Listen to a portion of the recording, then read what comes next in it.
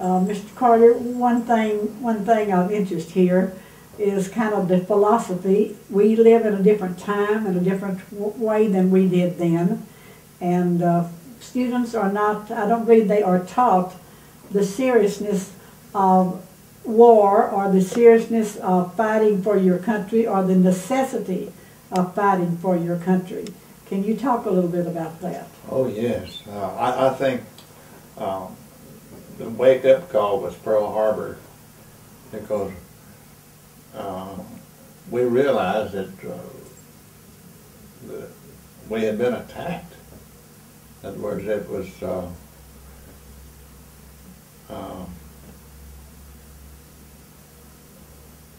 I think about all Americans felt that way. That yes. We were at war, and as far as people that have some people, especially Christians, but religion hasn't anything to do with it, because some people just think it's so terrible to kill another person.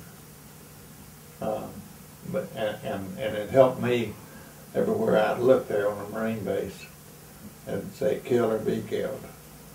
Signs up like that, posters, bold letters, kill or be killed.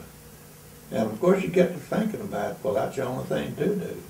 In other words, you can't afford to hesitate. That's right. You can't stand and wait for the other man to shoot you and then That's think right. about what you want to do. That's right. You have to be prepared. Say in the movies, it seems nice to give a person a chance to surrender first. But I don't have any regrets about those lives that I took. No, because you had to do that for your own. But just like, for instance, when I went ashore there on Saipan, as I said earlier, we were in reserve. But there was a supposed Jap line on the ground there by a piece of artillery or whatever, and I guess it was a corporal said finish him off, make sure. So I put a bullet in his head, and that was my initiation, you might say. Right, right.